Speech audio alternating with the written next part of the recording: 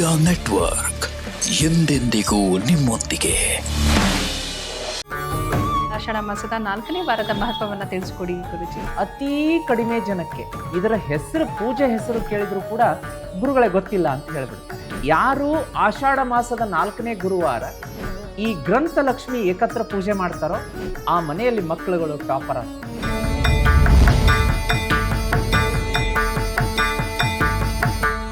ನಮಸ್ಕಾರ ವೀಕ್ಷಕರೇ, Jeet media network ಎಂದೆಂದಿಗೂ ನಿಮ್ಮೊಂದಿಗೆ ಅರ್ಪಿಸುವ ವಿಶೇಷವಾದ ಪಾಡ್ಕಾಸ್ಟ್ಗೆ ನಿಮ್ಮೆಲ್ಲರಿಗೂ ಆತ್ಮೀಯವಾದ ಸ್ವಾಗತ. ನಾನು ಸುಷ್ಮಾ. ವೀಕ್ಷಕರೇ, ನಾವೀಗಾಗಲೇ ಆಷಾಢ ಮಾಸದ ಬಗ್ಗೆ 3 ಪಾಡ್ಕಾಸ್ಟ್ಗಳನ್ನು ಮಾಡಿದ್ದೀವಿ. ನೀವು ಕೂಡ ಎಲ್ಲ ಪಾಡ್ಕಾಸ್ಟ್ಗಳನ್ನು ನೋಡಿದ್ದೀರಾ.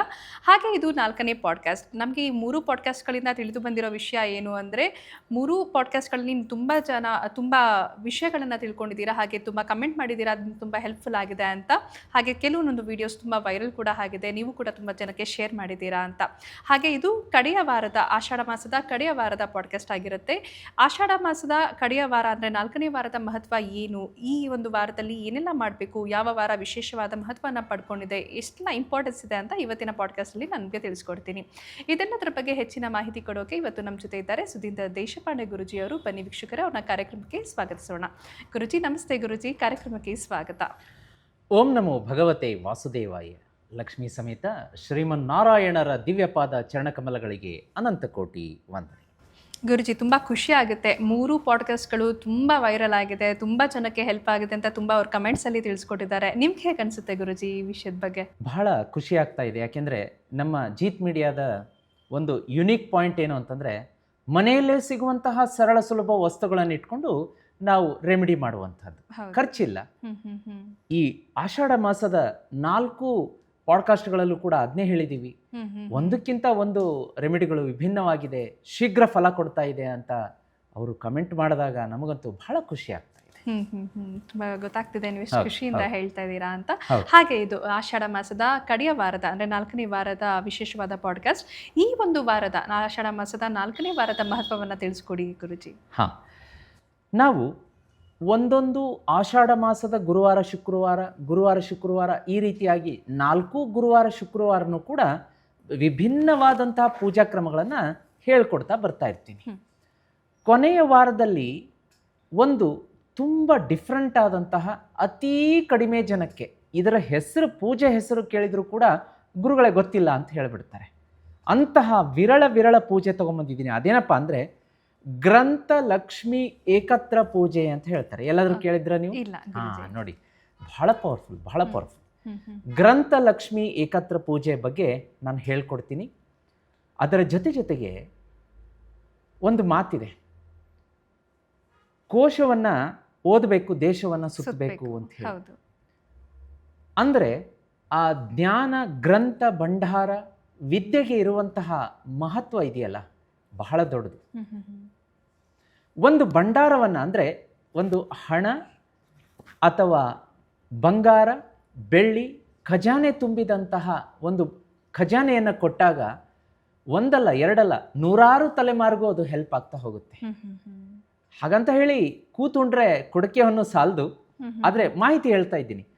ಅದನ್ನು ನಾವು ಯಾವ ರೀತಿ ಅರ್ಥ ಮಾಡ್ಕೋಬೇಕು ಅಂತಂದರೆ, not in terms of money, finance, ಬಂಗಾರ ಬೆಳ್ಳಿ ಅಲ್ಲ, ಜ್ಞಾನ. ಒಂದು ದೀಪದಿಂದ ದೀಪ ಹಚ್ಚು ಮಾನವ ಅಂತ ಹೇಳ್ತಾರೆ. ಒಂದು ದೀಪದಿಂದ ಒಂದು ದೀಪ ಹಚ್ತಾ ಹೋಗ್ತೀವಿ. ಹಾಗೆ ಆ ಜ್ಞಾನ ಭಂಡಾರ ಇದೆಯಲ್ಲ, ಅದನ್ನು ಕೊಡ್ತಾ ಹೋಗ್ಬೇಕಂತೆ. ಆ ಜ್ಞಾನ ಭಂಡಾರ ಸ್ವರೂಪ ಮತ್ತೆ ಈಗ ನೋಡಿ ಏನು ಹೇಳ್ತಾರೆ ಅಂತಂದರೆ, ಲಕ್ಷ್ಮಿ ಸರಸ್ವತಿ ಒಟ್ಟಿಗೆ ಇರಬೇಕಂತೆ. ಆ ಲಕ್ಷ್ಮಿ ಇಲ್ಲ ಅಂದ್ರೂ ಆಗಲ್ಲ, ಸರಸ್ವತಿ ಇಲ್ಲ ಅಂದ್ರೂ ಆಗಲ್ಲ, ಎರಡೂ ನಮಗೆ ಹ್ಯಾಂಡ್ ಇನ್ ಹ್ಯಾಂಡ್ ಜೊತೆಗೆ ಹೋಗಬೇಕು. ಅಂತಹ ಅಪರೂಪದ ವಸ್ತುವನ್ನು ನಾವು ನಮ್ಮ ವೀಕ್ಷಕರಿಗೆ ಪರಿಚಯ ಮಾಡಿಸಿ ತೋರಿಸಿ ಆಮೇಲೆ ನಾವು ಈ ಗ್ರಂಥ ಲಕ್ಷ್ಮಿ ಏಕತ್ರ ಪೂಜೆಗೆ ಹೋಗೋಣ. ಖಂಡಿತ ಗುರುಜಿ, ಅಲ್ವಾ?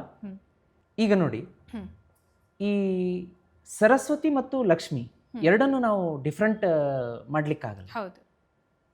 ಸರಸ್ವತಿ ಇದ್ದಂಥ ಕಡೆಗೆ ಲಕ್ಷ್ಮಿ ಬರಲೇಬೇಕು. ವಿದ್ಯೆ ಇದ್ದಲ್ಲಿ ಒಂದು ಹಣಕಾಸು, ಲಕ್ಷ್ಮಿ ಕೃಪೆ, ಆಶೀರ್ವಾದ ಆಗಲೇಬೇಕು.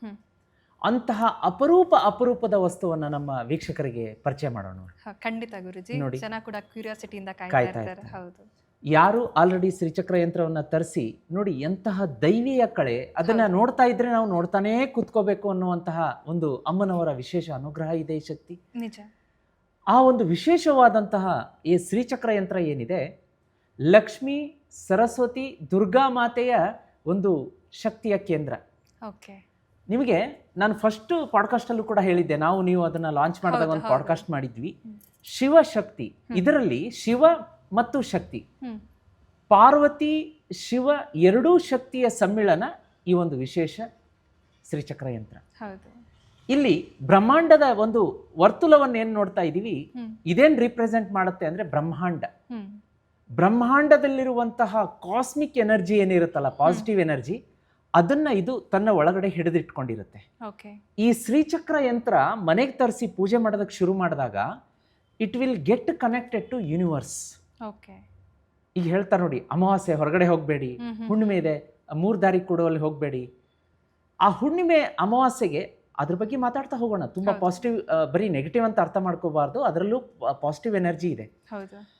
ಯಾವ ರೀತಿ ಒಂದೊಂದು ಹಬ್ಬಕ್ಕೆ, ಒಂದೊಂದು ಹುಣ್ಣಿಮೆ, ಅಮಾವಾಸ್ಯೆಗೆ ಈ ರೀತಿಯಾದಂಥ ಕನೆಕ್ಟಿವಿಟಿ ಇದೆ, ಈ ಬ್ರಹ್ಮಾಂಡದಲ್ಲಿ ಇನ್ನಷ್ಟು ಪಾಸಿಟಿವ್ ಎನರ್ಜಿ ಇರಲಿಕ್ಕಿಲ್ಲ.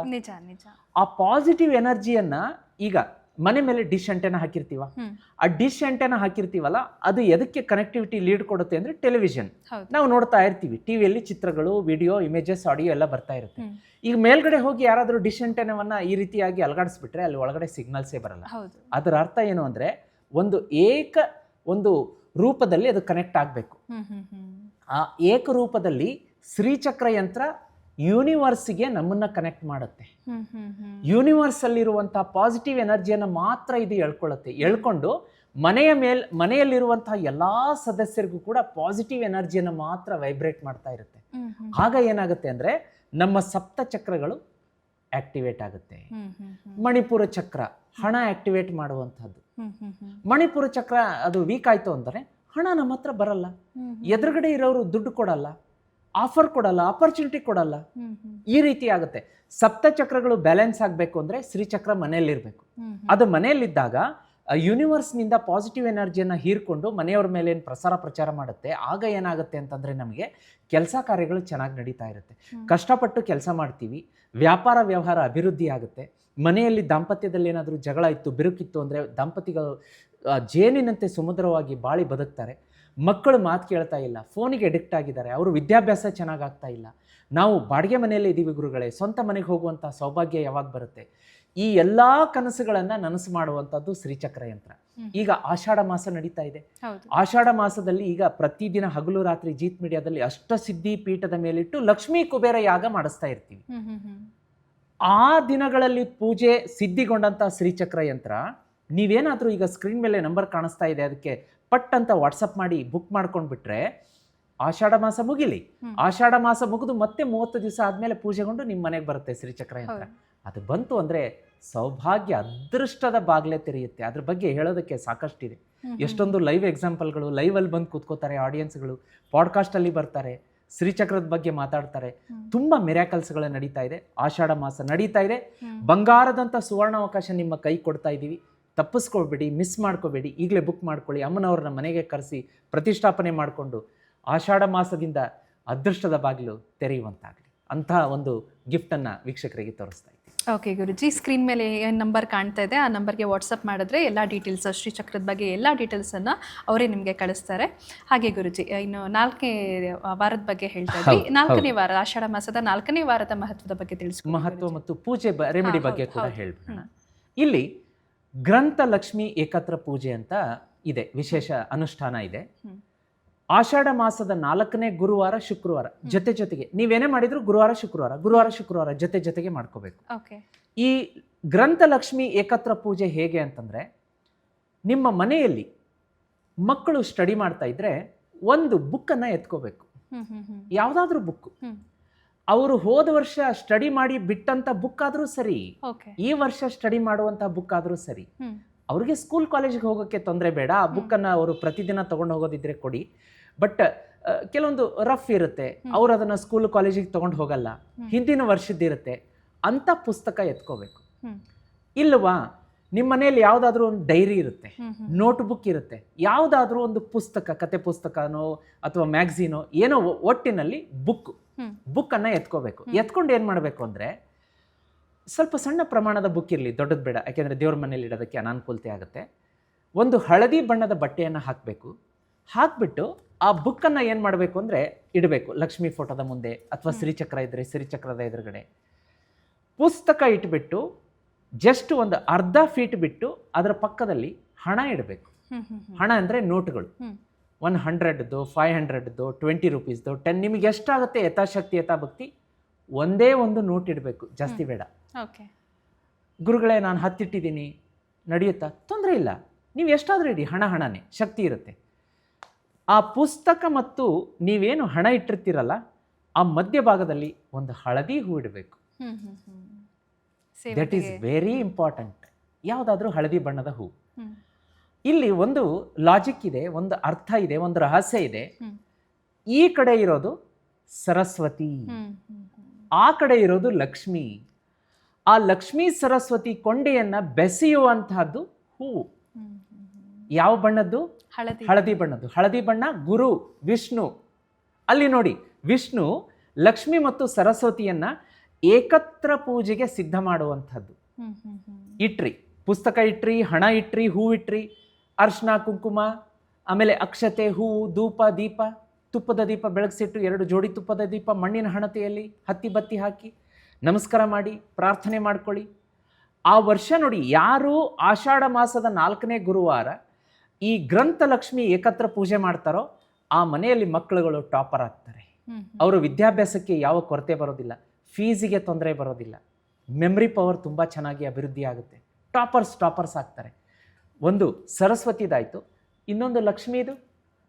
ಹಾಗೇ ಹಣ ಹರಿದು ಬರುತ್ತೆ. ಯಾಕೆಂದರೆ ಏಕತ್ರ ಅಂದರೆ ಒಂದು ಗ್ರಂಥ, ಸರಸ್ವತಿ, ಲಕ್ಷ್ಮಿ ಎರಡನ್ನೂ ಏಕತ್ರ ಮಾಡಿರ್ತೀರ. ವರ್ಷ ಪೂರ್ತಿ ಹಣದ ಹರಿವಿರುತ್ತೆ ನಿಮಗೆ. ಮನಿ ಫೈನಾನ್ಷಿಯಲ್ ಬ್ಲಾಕೇಜಸ್ ಸ್ವಲ್ಪನೂ ಬರಲ್ಲ. ನಿಮ್ಗೆ ಕೊಟ್ಟ ಹಣ ವಾಪಸ್ ಬರುತ್ತೆ, ಹಣ ಕೈಗೆ ಬರುತ್ತೆ, ಸಾಲ ತೀರುತ್ತೆ, ನೀವು ಏನು ಕೇಳ್ತೀರಾ ಆಗುತ್ತೆ. ಆ ಕಾರಣಕ್ಕೋಸ್ಕರ ನಮ್ಮ ವೀಕ್ಷಕರು ಆಷಾಢ ಮಾಸದ 4ನೇ ಗುರುವಾರ ಯಾರಿಗೆ ಈ ವಿಡಿಯೋ ಅರ್ಲಿಯಾಗಿ ಸಿಕ್ಕಿದೆ, ನೀವು ತುಂಬ ಲಕ್ಕಿ. ಮಿಸ್ ಮಾಡದೆ ಮಾಡ್ಕೊಳ್ಳಿ. ಲಕ್ಷ್ಮಿ ಗ್ರಂಥ ಲಕ್ಷ್ಮಿ ಏಕತ್ರ ಪೂಜೆ ಮಾಡ್ಕೊಳ್ಳಿ. 2 ಬೆನಿಫಿಟ್ ಇದೆ ನಿಮಗೆ, ಒಂದು ಸರಸ್ವತಿ, ಇನ್ನೊಂದು ಲಕ್ಷ್ಮಿ. ಮಾಡಿಕೊಂಡು ಕಮೆಂಟ್ ಮಾಡೋದಕ್ಕೆ ಮರಿಬೇಡಿ. ಓಕೆ ಗುರುಜಿ, ಕಡೆದಾಗಿ ಆಷಾಢ ಮಾಸದ 4ನೇ ವಾರದ ಬಗ್ಗೆ ಏನಾದರೂ ಹೇಳಕ್ಕೆ ಇಷ್ಟಪಡ್ತೀರಾ? ಹಾಗೆ ಕಂಪ್ಲೀಟ್ ಆಗಿ ಆಷಾಢ ಮಾಸದ ಬಗ್ಗೆ ಏನಾದ್ರು ಹೇಳಕ್ಕೆ ಇಷ್ಟಪಡ್ತೀರಾ? ಹೌದು, ಆಷಾಢ ಮಾಸ ಅಂದರೆ ನಾವು ಕಂಪ್ಲೀಟ್ ಆಗಿ ಇದ್ರ ಬಗ್ಗೆ ವಿಸ್ತೃತವಾಗಿ 4 ಪಾಡ್ಕಾಸ್ಟಲ್ಲೂ ಡಿಸ್ಕಸ್ ಮಾಡಿದ್ದೀವಿ. ಆಷಾಢ ಮಾಸ ಅಂತಂದ್ರೆ ಏನು, ಅದರ ಮಹತ್ವ ಏನು ಅಂತ ಹೇಳಿ. ನಾವು ಈ ಆಷಾಢ ಮಾಸದ ನಂತರ ಶ್ರಾವಣ ಮಾಸ, ಶುಭ ಕಾರ್ಯ, ಶುಭಗಳಿಗೆ, ಮನೆಯಲ್ಲಿ ಮಂಗಳ ಕಾರ್ಯಗಳು ಎಲ್ಲ, ಮನೆ ಕಟ್ಟೋದಾಗಲಿ, ಗೃಹ ಪ್ರವೇಶ ಆಗಲಿ, ಎಲ್ಲ ಒಳ್ಳೇದು ಆಗ್ತಾ ಹೋಗುತ್ತೆ. ಈ ಮಾಸದಲ್ಲಿ ಹೆಚ್ಚು ನೀವು ದೇವರ ಭಕ್ತಿಯಲ್ಲಿ ತೊಡಕೊಳ್ಳಿ, ದೇವರ ಧ್ಯಾನ ಮಾಡಿ, ಪೂಜೆ ಮಾಡಿ ಅಂತ ಆ ಪ್ರಕೃತಿ ಮತ್ತು ಸನಾತನ ಧರ್ಮ ನಮಗೆ ಮೀಸಲಿಟ್ಟಂತಹ ಒಂದು ತಿಂಗಳು. ಅದಕ್ಕೋಸ್ಕರ ದಯಮಾಡಿ ರಿಕ್ವೆಸ್ಟ್ ಮಾಡ್ಕೋತೀನಿ, ಹೆಚ್ಚು ದೇವರ ಪೂಜೆ, ಭಕ್ತಿ ಇದರಲ್ಲಿ ತೊಡಕೊಳ್ಳಿ. ಮಂತ್ರ ಹೇಳಿ, ಅನುಷ್ಠಾನಗಳನ್ನು ಮಾಡ್ಕೊಳ್ಳಿ, ಜೀತ್ ಮೀಡಿಯಾದಲ್ಲಿರುವ ರೆಮಿಡಿಗಳನ್ನು ಮಾಡ್ಕೊಳ್ಳಿ. ಯಾರು ಶ್ರೀಚಕ್ರ ಯಂತ್ರ ಮನೆಗೆ ತರಿಸಿದಿರಿ, ಪೂಜೆಗಳನ್ನು ಮಾಡ್ಕೊಳ್ಳಿ. ಬುಕ್ ಮಾಡ್ಕೊಂಡಿಲ್ಲ ಅಂದರೆ ಮಾಡ್ಕೊಳ್ಳಿ, ನಿಮ್ಮ ಹೆಸರಲ್ಲಿಟ್ಟು ಮನೆಗೆ ಕಳಿಸ್ಕೊಡ್ತೀವಿ. ಒಟ್ಟಲ್ಲಿ ಆಷಾಢ ಮಾಸದಲ್ಲಿ ಈ 4 ರೆಮಿಡಿಗಳನ್ನು ಹೇಳಿದ್ದೀನಲ್ಲ, ಮಾಡ್ಕೊಳ್ಳಿ. ಪ್ರತಿ ಗುರುವಾರ ಶುಕ್ರವಾರ ತಪ್ಪದೆ 5 ನೈವೇದ್ಯ ಹೇಳಿದ್ದೀವಲ್ಲ, ಅದನ್ನು ಮಾಡಿಕೊಂಡ್ರೆ ನನಗಂತೂ 100% ಅಲ್ಲ 1000% ವಿಶ್ವಾಸ ಇದೆ. ಯಾಕೆಂದರೆ ನಾನು 7-8 ವರ್ಷದಿಂದ ನಮ್ಮ ಭಕ್ತರಿಗೆ, ವೀಕ್ಷಕರಿಗೆ ಮಾಡಿಸ್ತಾ ಬರ್ತಾ ಇದ್ದೀನಿ. ಆಷಾಢದ ಮಾಸದ ರೆಮಿಡಿಗಳೆಲ್ಲ ಬಂಪರ್, ಸೂಪರ್ ಹಿಟ್. ಅದರಲ್ಲಿ ಫೇಲ್ ಆಗೋ ಮಾತಿಲ್ಲ, ಫೇಲ್ ಆಗಿಲ್ಲ, ಆಗೋದು ಇಲ್ಲ. ಇಷ್ಟನ್ನು ಹೇಳಕ್ಕೆ ಇಷ್ಟಪಡ್ತೀನಿ. ಓಕೆ ಗುರುಜಿ, ಕಂಪ್ಲೀಟಾಗಿ ಆಷಾಢ ಮಾಸದ ಬಗ್ಗೆ 4 ಪಾಡ್ಕಾಸ್ಟ್ಗಳನ್ನು ಮಾಡಿದ್ವಿ. 4 ಪಾಡ್ಕಾಸ್ಟ್ಗಳಲ್ಲೂ ಕೂಡ ನೀವು ಸಾಕಷ್ಟು ರೆಮಿಡೀಸನ್ನು ಹೇಳಿದ್ದೀರಾ, ಮಹತ್ವಗಳ ಬಗ್ಗೆ ಹೇಳಿದ್ದೀರಾ. ಜನರು ಕೂಡ ತುಂಬ ಕಮೆಂಟ್ ಮಾಡಿದ್ದಾರೆ, ತುಂಬ ಖುಷಿ ಪಟ್ಟಿದ್ದಾರೆ. ಹೀಗೆ ಕಾರ್ಯಕ್ರಮಗಳನ್ನು ಮಾಡ್ತಾ ಇರಿ, ನಮಗೆ ರೆಮಿಡೀಸನ್ನು ತಿಳಿಸ್ಕೊಡಿ ಅಂತ ತುಂಬ ಕೇಳಿದ್ದಾರೆ. ಹಾಗೆ ಸಾಕಷ್ಟು ಪಾಡ್ಕಾಸ್ಟ್ಗಳನ್ನು ಮಾಡೋಣ. ಹಾಗೆ ಸಾಕಷ್ಟು ಮಾಹಿತಿ ವಿಚಾರಗಳನ್ನು ತಿಳಿಸ್ಕೊಟ್ಟಿದ್ದೀರಾ. ತುಂಬ ಥ್ಯಾಂಕ್ ಯು ಗುರುಜಿ. ಓಂ ನಮೋ ಭಗವತೆ ವಾಸುದೇವಾಯ. ನೋಡಿದ್ರಲ್ಲ ವೀಕ್ಷಕರೇ, ಆಷಾಢ ಮಾಸದ 4 ವಾರದ ಬಗ್ಗೆ, ಮಹತ್ವದ ಬಗ್ಗೆ ನಿಮಗೆ ಗುರುಜಿಯವರು ತಿಳಿಸ್ಕೊಟ್ರು. ಒಂದೊಂದು ಎಪಿಸೋಡಲ್ಲೂ ಕೂಡ ಒಂದೊಂದು ವಾರದ ಮಹತ್ವವನ್ನು ತಿಳಿಸ್ಕೊಟ್ರು, ರೆಮಿಡೀಸನ್ನು ತಿಳಿಸ್ಕೊಟ್ರು. ಹಾಗೆ ಇನ್ನು ಮುಂದೆ ಗುರುಪೂರ್ಣಿಮೆ ಕೂಡ ಬರ್ತಾ ಇದೆ, ಸಾಕಷ್ಟು ಹಬ್ಬಗಳು ಬರ್ತಾ ಇದೆ. ಸೊ ಗುರುಜಿ ಜೊತೆ ನಾನು ನಿಮ್ಮ ಜೊತೆ ಜೀತ್ ಮೀಡಿಯಾ ನೆಟ್ವರ್ಕಲ್ಲಿ ಕನೆಕ್ಟ್ ಆಗ್ತೀನಿ. ಅಲ್ಲಿವರೆಗೂ ನೋಡ್ತಾ ಇರಿ ಜೀತ್ ಮೀಡಿಯಾ ನೆಟ್ವರ್ಕ್, ಎಂದೆಂದಿಗೂ ನಿಮ್ಮೊಂದಿಗೆ.